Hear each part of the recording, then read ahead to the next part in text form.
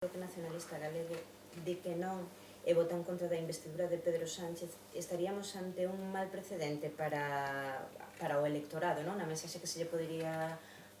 lanzar de cara a unha posible coalición das esquerdas despois das autonómicas galegas. Eu non vamos a adiantar cales son os acontecementos, non, nin cal é a posición de voto. A min, desde logo, un suposto, é un dos supostos que está enriba da mesa. Bueno, eu o que creo é que, nos vamos a traballar con seriedade no Estado español. Eu creo que o que esperan moitos galegos e galegas, con independencia do que votaran, é que haxa un cambio na posición de Galiza, e está claro que se o goberno non se compromete nin coa P9, nin co saneamento das nosas rías, nin coa mellora do ferrocarril, nin coas transferencias, non sei se podemos falar de moito goberno de progreso para Galicia. En todo caso, creo que estamos ante un ano no 2020 que son unhas eleccións trascendentes, onde temos un bloque nacionalista galego que está á alza,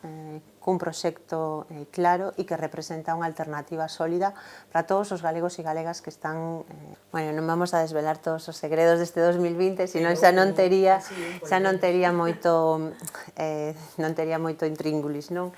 Todo o que poda pasar a partir de agora. O que está para min claro é que a alternativa Feijóo non pasa por unha soa forza política e unha pluralidade que temos que ter desde a diversidade que representamos, capacidade para poder dialogar. Eu creo que o importante, o relevante, que acabamos de pechar un ano 2019 onde vemos até que punto está esgotado o proxecto de Feijóo, que non ten nada que ofrecerlle a este país, onde ningún dos problemas importantes que depende de Feijóo, vemos que sexa capaz de coller un novo rumbo e enderezar a situación, nin na sanidade, nin na aposta por poñerlle solución á crise industrial que vive Galiza, nin por todo o que ten que ver con conciliación e recursos sociais, nin defensa dos dereitos das mulleres. E o que vexo é un goberno que está nos seus últimos momentos, que xoga un electoralismo cutre, que é tan evidente, ademais, neste final de legislatura, e que, frente a eso, eu estou convencida que o ano 2020 vai ser o ano no que se produza un cambio e no que, desde o Bloque Nacionalista Galego, que lle ofrecemos aos cidadáns deste país e ás cidadas deste país un proxecto de transformación real de Galiza, e temos ambición de país e temos ganas de poder poñer en marcha o cambio que necesitamos. A ver, nós estamos vendo nos últimos tempos que hai moitas persoas que se achegan ao BNG a través de diferentes fórmulas. Creo que o que pasou nas municipais é moi expresivo de como somos capaces de achegar a un volume moi importante de persoas sin militancia. De feito, nos presentamos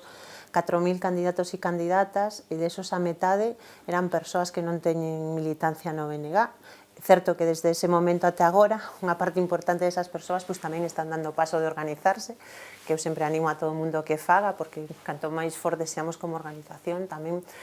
maior capacidade vamos a ter de actuación, e é importante, creo, que as persoas se organicen e que participen nunha organización tan democrática, ademais, como é o BNG, onde ten moito peso o propio asamblearismo. E eu penso, decío antes e volvo a repetilo, non creo que o camiño que nos estemos recorrendo dependa de que outras forzas políticas teñan problemas, sino que depende de que nos estamos acertando nas decisións que tomamos, acertando a hora de defender un proxecto claro para este país, de facelo sin ningún tipo de complexo, tamén coa man tendida para acoller a moitas persoas. E aquí o que vemos é que hai ámbitos de xente moi diferente, desde xente que nunca tuvo participación en política, xente que estuvera no BNG e que volve, xente que estuvo noutras formacións políticas dese entorno e que di, vexo claro que a alternativa de futuro somos o nacionalismo galego. En fin, non hai un perfil único, e eu creo que iso que amplía o noso radio de actuación e a nosa capacidade para aglutinar a unha parte máis importante cada vez da sociedade galega. A min pareceme que Feijóo, cando di neste intre, el mesmo está sinalando que ten todas as opcións abertas. Como esta é unha prerrogativa de Feijóo, que ninguén máis que el pode decidir cando son as eleccións, nós o que decimos é que canto antes as convoque, antes poñemos en marcha o cambio político que necesita Galiza.